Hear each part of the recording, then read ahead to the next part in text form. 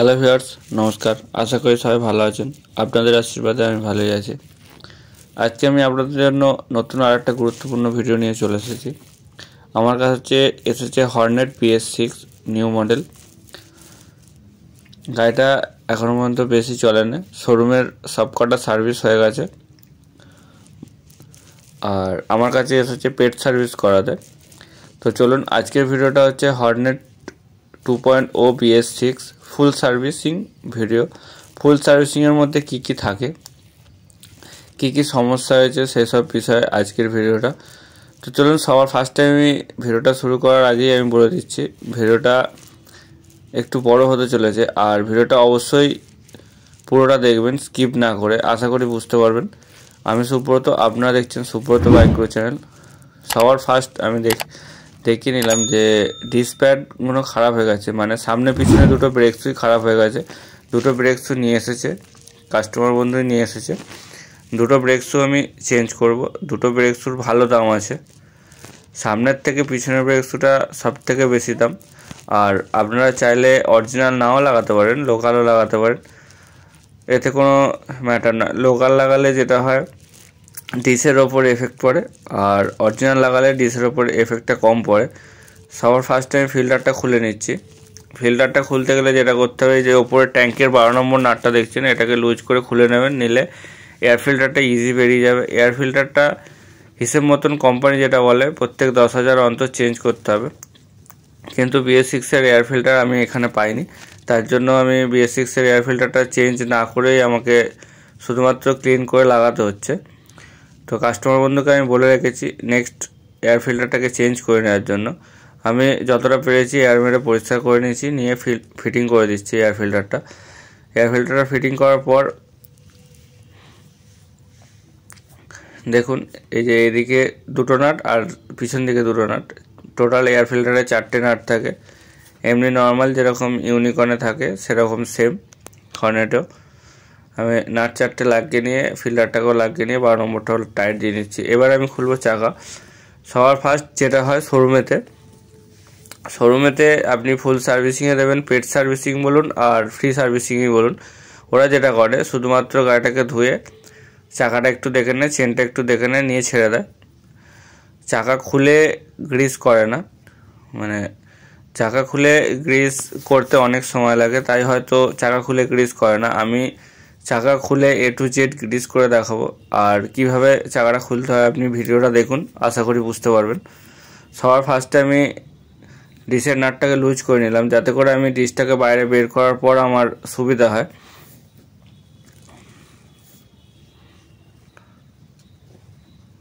তো চলুন, এই যে দেখুন ব্রেক শুর অবস্থাটা পুরো একদম শেষ হয়ে গেছে। আর কিছুদিন চললে হয়তো ডিসে ঠেকতো, কিন্তু আর বেশি দিন চালালে যেটা হবে সমস্যা, ডিসে ঠেকবে, ডিসটাও ক্ষয়বে।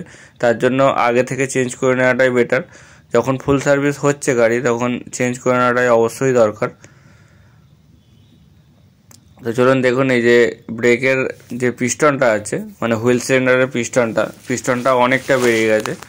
সবার ফার্স্ট ব্রেক অয়েলটা কতটা আছে সেটা লক্ষ্য রাখবেন। যদি ব্রেক অয়েল ভর্তি থাকে তাহলে অবশ্যই ব্রেক অয়েলটা কমিয়ে নেবেন। কমিয়ে নিয়ে স্ক্রুড্রাইভার বা বক প্লাস দিয়ে আস্তে আস্তে চাপ দেবেন, দেখবেন পিস্টনটা ইজি চলে যাচ্ছে। যাদের গাড়ি পুরনো, অনেক দিনের পুরনো গাড়ি, তাদের একটু সমস্যা হয়। তাদের ক্ষেত্রে আপনি যখন চাকা খুলবেন, তখন চাকা খুলে নেওয়ার পর আস্তে আস্তে প্রেসার দেবেন, তাহলে চাকা খুলে নেওয়ার পরই ইজি হবে ব্যাপারটা। এটা যেহেতু নতুন গাড়ির, কোনো সমস্যা হচ্ছে না, এমনি প্রেসার দিলে চলে যাচ্ছে। তো অবশ্যই লক্ষ্য রাখবেন যে ব্রেক অয়েলটা ভর্তি আছে কিনা। ব্রেক অয়েলটা যদি ভর্তি থাকে, আপনি প্রেসার দিলেও পিস্টনটা ঢুকবে না। অবশ্যই চেষ্টা করবেন আগে ব্রেক অয়েলটা চেক করার। ব্রেক অয়েলটাকে যদি ভর্তি থাকে অবশ্যই কমিয়ে নেবেন, নেওয়ার পর আপনি প্রেসার দেবেন, আস্তে আস্তে অটোমেটিক। দেখুন আমি ব্রেক অয়েল কমিয়ে নিয়েছিলাম, এখন আবার ভর্তি হয়ে গেছে। তো আমি অ্যাক্সেলটা বের করে নিয়েছি, দেখুন অ্যাক্সেলটাতে জং ধরে গেছে। এতদিন শোরুমে সার্ভিস হয়েছে গাড়িটা, অ্যাক্সেলটা তো খুলে বের করেনি, অ্যাক্সেলটা গ্রিসও করেনি। অবশ্যই দরকার যে অ্যাক্সেলটাকে গ্রিস করার। তো চলুন আমি চাকাটাকে বের করে নিই। চাকাটা বের করে নিয়ে চাকার দু সাইডের বিয়ারিংটা গ্রিস করতে হবে, আর স্পকেটের যে একটা মেন বড় বিয়ারিং থাকে সেটাকে গ্রিস করতে হবে। সবার ফার্স্ট আমি চাকার বিয়ারিংটা গ্রিস করব। চাকার বিয়ারিংটা গ্রিস করতে গেলে চাকার দেখবেন ডিসের দিকে একটা অয়েল সিল লাগানো থাকে, এই যে দেখতে পাচ্ছেন। অয়েল সিলটা স্ক্রুড্রাইভার করে চাপ দিয়ে খুলতে হবে। স্ক্রুড্রাইভার করে খুলে নেওয়ার পর দেখবেন বিয়ারিংয়ের কলারটা দেখা যাচ্ছে। এই যে এটা হচ্ছে বিয়ারিংয়ের এটা হচ্ছে ছোটো সিল। অনেক ক্ষেত্রে এই সিলটা আপনার নিকেলের থাকে বা স্টিলের থাকে, এই বিয়ারিংয়ের সিলটা অনেক ক্ষেত্রে স্টিলের থাকে। স্টিলের থাকলে যেটা সমস্যা হয়, স্টিলের থাকলে এই সিলটাকে খুলে নেওয়ার পর আর সিলটা করা সম্ভব হয় না। ওই জন্য সিলটাকে খুলেই আমাদেরকে ছাড়তে হয়। যেহেতু সিলটা প্লাস্টিকের আছে সেহেতু আমার কোনো সমস্যাই হবে না, আমি সিলটা খুলে নিয়ে আবার সিল করতে পারবো। তো চলুন আমি এক্সট্রা সাইড গ্রিস করে নিলাম, নিয়ে আমি সিলটা লাগিয়ে নিলাম। সেম প্রসেসে আমি চাকার উল্টো সাইডটাকেও গ্রিস করে নেবো, নিয়ে আমি সেম প্রসেসে ওই সিলটাকে লাগিয়ে নেবো। চাকার উল্টো সাইডে ওপরের ফার্স্ট যে ডাস্ট ক্যাপের মতন অয়েল সিলটা ছিল সেই সিলটা থাকবে না, যেহেতু সেদিকটা স্পকেটের সাথে লাগানো থাকে তাই। তো চলুন আমি উল্টো দিকটা সেম প্রসেসে কাজটা করে নিই, নেওয়ার পর আমি স্পকেটের অয়েল সিলটাকে গ্রিস করব।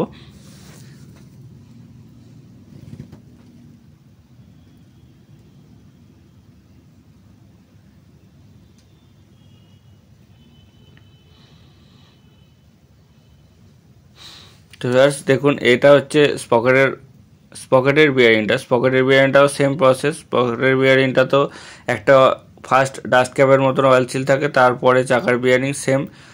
এবার আমি ডিসের যে মাস্টার সিলিন্ডারটা আছে, হুইল সিলিন্ডারটা পিস্টনটা তো আমি সবার আগে বসিয়ে নিয়েছি, আগে ভালো করে সাফ করে নিচ্ছি। নেওয়ার পর এটাতে গ্রিস করতে হয়। এটাতে এমনি কোনো গ্রিস দিলে যেটা হবে, এই যে রাবারগুলো আছে রাবারগুলো বড় হয়ে যাবে। অবশ্যই এর জন্য দেখবেন আলাদা একটা ভেসলিনের মতন পাওয়া যায়, সেটাকে ইউজ করবেন। এই যে দেখতে পাচ্ছেন আমি ইউজ করছি। এটাতে ইউজ করলে কি হয়, কোনো রাবারে কোনো সমস্যা আসে না, এতে করে ব্রেকিং সিস্টেমটাও খুব সুন্দর থাকে। আর এই গ্রিসটা দেখবেন অনেক সময় অনেক মিস্ত্রি বন্ধুর জন্য কেনাটা সম্ভব হয় না, কিন্তু অনেক সময় কি হয় দেখবেন আপনি যখন মাস্টার সিলিন্ডার কিট পাল্টাবেন, মাস্টার সিলিন্ডার কিটের সাথে অরিজিনালে এটা দিয়ে থাকে। এটা সবটা পুরোটা তো লাগে না, এটা রেখে দিলে এটাই কাজে লাগে। আমি ওটাই করি, মাস্টার সিলিন্ডার কিট চেঞ্জ করার সময় আমি ওটাকে রেখে দিই, পরে অন্য গাড়ি যখন সার্ভিসিং হয় তখন আমি ওইটাকে দিয়ে সার্ভিস করে নিই। তো চলুন আমার চাকা সব গ্রিস হয়ে গেছে, আমি এবার চাকাটাকে ফিটিং করব। চাকাটা ফিটিং করার আগে স্পকেটের দিকেও দেখবেন একটা বুশ থাকে লোহার, আর এদিকে ডিসের দিকেও দেখবেন একটা লোহার বুশ থাকে। দু সাইডের বুশ দু রকম থাকে। অবশ্যই চাকা ফিটিং করার সময় লক্ষ্য রাখবেন বা খোলার সময়তেও লক্ষ্য রাখবেন যে কোন দিকের বুশটা কোন দিকে থাকে।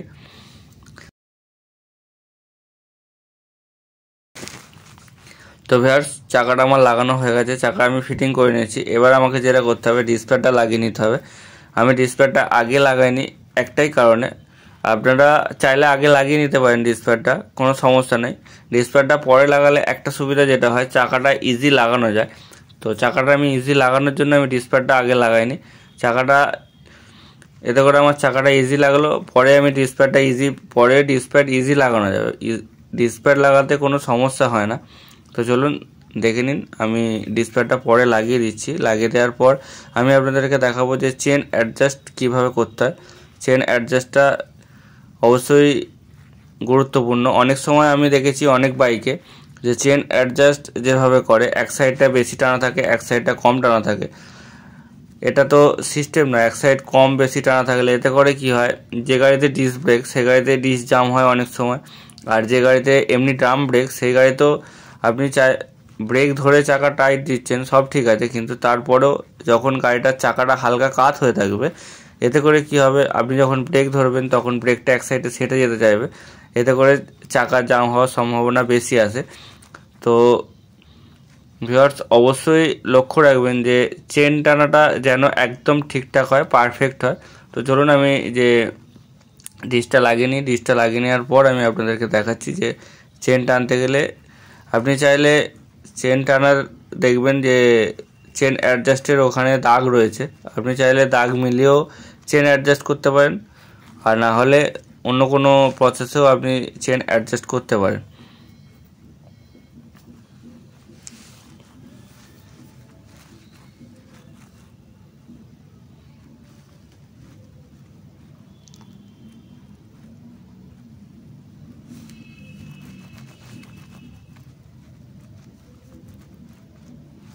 তো ভিউয়ার্স দেখুন চেন আপনি চাইলে এখানে যে অ্যাডজাস্টিং দাগ আছে, দাগ দেখেও অ্যাডজাস্ট করতে পারেন, নাহলে আপনি যে কোনো স্ক্রুড্রাইভার বলুন, যে কোনো কাঠি বলুন, কাঠি নিয়ে এই যে লাস্টের লেন্থটা রয়েছে, লেন্থটাকে মেপে নিলেন। দু সাইডের লেন্থটা যেন সমান থাকে।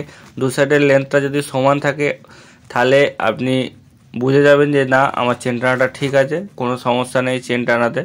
গাড়ির চাকা একদিকে চেপেও নেই, কোনো সমস্যা নেই। তো আশা করি বুঝতে পেরেছেন। তো চলুন আমি পিছনের চাকাটাকে এবার আমি কমপ্লিট করে দিচ্ছি। কমপ্লিট করে দেওয়ার পর আমাকে সামনের চাকাটা সেম প্রসেসে আমাকে সামনের চাকাটা গ্রিস করতে হবে। আমি সামনের চাকা গ্রিসিংয়ের ভিডিওটা বানাইনি, কারণ হচ্ছে ভিডিওটা অনেক বড় হয়ে যাচ্ছে আর আপনাদের কিনতে সময় আমি নষ্ট করছি। তো চলুন সামনের আমি স্পকেটটা ঝাপাঝাপ লাগিয়ে নিই, স্পকেটটা গ্রিস করে নিয়ে আমি সামনের যে শুধুমাত্র আমি সামনের ডিসপ্যাডটা কীভাবে চেঞ্জ করতে হয় আর সামনের ডিসটা কীভাবে খুলবেন সেই ব্যাপারটা আমি এই ভিডিওতে দেখিয়ে দিচ্ছি। সামনের চাকাটা খুলতে এমনি কোনো সমস্যা হয় না, একটা নাট।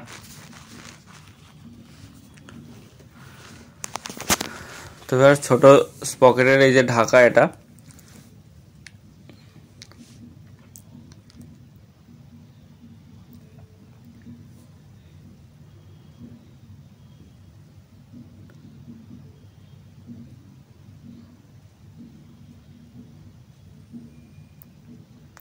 তো ভিউয়ার্স, যদি মনে হয় যে ভিডিওটার মধ্যে কোনো ভুল ত্রুটি আছে, এটা এখান থেকে এটা করলে একটু বেটার হতো, তাহলে অবশ্যই আমাকে কমেন্ট সেকশনে কমেন্ট করবেন।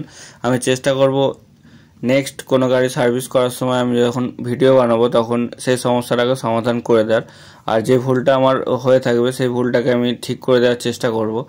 আর চেনেতে যদি কোনো লুব্রিকেন্ট না ইউজ করতে পারেন তাহলেও কোনো ব্যাপার নয়, আপনি চেনেতে চেষ্টা করবেন গিয়ার অয়েল দেওয়ার। গিয়ার অয়েল দিলে এতে করে চেনও ভালো থাকে, চেন লং লাস্টিংও হয়।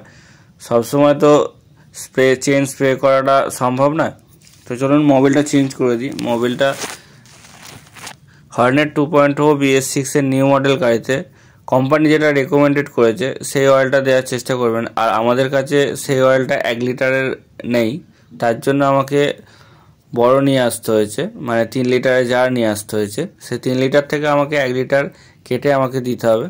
সেজন্য আমি মোবিলটাকে আগে ড্রেন করে দিচ্ছি। মোবিলটা ড্রেন করে দেওয়ার পর আমি সামনের ডিশটাকে করে নিই। সামনের ডিশ করে নিতে নিতে ততক্ষণ মোবিলটা পড়ে ঝরে যাবে, তারপর আমি মোবিলটা ঢালবো। তো চলুন সামনের ডিশটাতে যেটা আছে 8 নম্বর নাট, আগেতে হর্নেটের এটা আগে থেকেই দেয়া আছে যে 8 নম্বর নাট। আপনি 8 নম্বর টি দিয়েও ইউজ করতে পারেন, 8 নম্বর রিং রেঞ্চ, 8 নম্বর গুটি, যে কোনো টুলস দিয়ে আপনি 8 নম্বরটা খুলতে পারেন। আর দুটো রয়েছে 12 নম্বর। 12 নম্বর গুটি দিয়ে সব থেকে সুবিধা হবে, গুটি বা টি যে কোনো 12 নম্বর দিয়ে আমি খুলে নিচ্ছি। খুলে নেওয়ার পর আমি পিছনের ডিশটা যেরকমভাবে পাল্টালাম ব্রেক শুটা, সামনের ব্রেক শুটা সেম প্রসেসে পাল্টাবো। আর অবশ্যই ক্যালিপারগুলোকে গ্রিস করে দেবেন। ক্যালিপারগুলো গ্রিস করে দিলে জিনিসটা ব্রেকটা ইজি হয়।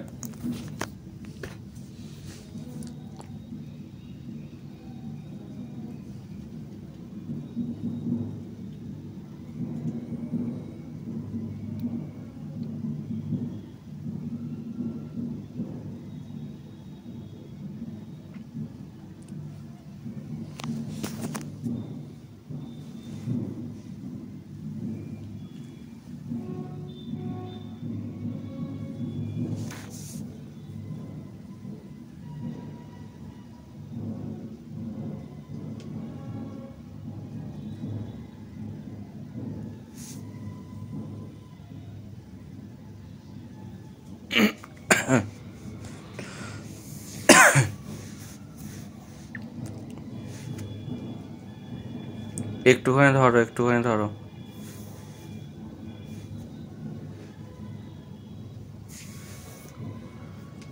তো ভিউয়ার্স, আমি ক্যালিপারটা গ্রিস করে নিয়েছি। এবার আমি সামনের ব্রেক শুটাও নতুন নিয়ে এসেছে, সামনের ব্রেক শুটা লাগিয়ে নিচ্ছি। তো ভিউয়ার্স, আমি আর ভিডিওটা বেশি বাড়াবো না, ভিডিওটা খুব যত তাড়াতাড়ি পারবো শেষ করে দেওয়ার চেষ্টা করব। যদি আমার ভিডিওটা ভালো লেগে থাকে অবশ্যই ভিডিওতে লাইক এবং ভিডিওটি শেয়ার করতে ভুলবেন না। যদি আপনাদের কোনো বন্ধু সেম বাইক থেকে থাকে, যদি মনে হয় বাইকটা সার্ভিসিং রিলেটেড কোনো সমস্যা হচ্ছে, নকিং বলুন, পিক আপের বলুন, তাহলে অবশ্যই আমাকে কমেন্ট সেকশনে কমেন্ট করতে পারেন। আর আপনারা চাইলেও আমার কাছে গাড়ি নিয়ে আসতে পারেন আমাদের সার্ভিস সেন্টারে। আমাদের সার্ভিস সেন্টার হচ্ছে চন্দননগর তালডাঙ্গা মোড় হাইটেক সার্ভিস সেন্টার। আর যে বন্ধুরা আমার ভিডিওটা প্রথমবার দেখছেন, আমার চ্যানেলে প্রথমবার এসেছেন, অবশ্যই আমার চ্যানেলটিকে সাবস্ক্রাইব করে দেবেন, যাতে নেক্সট কোনো গুরুত্বপূর্ণ ভিডিও সবার প্রথমে আপনাদের কাছে পৌঁছে যায়। আর আমি এই চ্যানেলে সবসময় বাইক রিলেটেড এরকম ধরনের ভিডিও দিয়ে থাকি। যদি মনে হয় যে আমি আপনাদেরকে একটুখানি উপকার করতে পেরেছি, অবশ্যই ভিডিওতে লাইক, এবং আপনারা আমার ভিডিও দেখেন, আমি দেখি, কিন্তু আমার ভিডিওতে কমেন্ট করেন না বা ভিডিওতে লাইক দেন না। অবশ্যই চেষ্টা করবেন আপনাদের একটুখানি কিমতি সময় আমার জন্য বের করার। যদি মনে হয় যে আমি আপনাদেরকে একটুখানি উপকার করতে পেরেছি, তাহলে অবশ্যই ভিডিওতে লাইক এবং কমেন্ট একটা অবশ্যই করবেন। যে কোনো কমেন্ট ভালো করার চেষ্টা করবেন। তো চলুন আমি মোবাইলটা ঢেলে দিচ্ছি। দেখতেই পেলেন আমি মোবাইল কি কোম্পানির আছে আমার কাছে যেটা রয়েছে টোটালের মোবাইল। আর গ্রেডটাও দেখতে পেয়েছেন 5W30 হন্ডা BS6 রেকমেন্ডেড, যেটা কোম্পানি রেকমেন্ডেড করে 5W30। আপনারা চেষ্টা করবেন যে এই গ্রেডের মোবাইলটাই ঢালার, এতে করে গাড়ি পারফরমেন্স অনেক ভালো থাকে। তো ভিউয়ার্স, চলুন আজকে মতো ভিডিওটা আমি এখানেই শেষ করছি। দেখা হচ্ছে নেক্সট ভিডিও। এই ছিল আজকের ফুল সার্ভিসিং ভিডিও। আর টোটাল বডি ক্লিনের ভিডিও যদি দেখতে চান, আমি ভিডিওর ডেসক্রিপশন বক্সে আমি হর্নেট 2.0 টোটাল বডি ক্লিন কীভাবে করতে হয় সেই বিষয়ে ভিডিও আমি দিয়ে দেবো। ওখানে আমার ভিডিও ডেসক্রিপশন বক্সে যেয়ে টোটাল বডি ক্লিনের ভিডিও দেখে নিতে পারেন। দেখা হচ্ছে নেক্সট ভিডিওয়ে। ধন্যবাদ।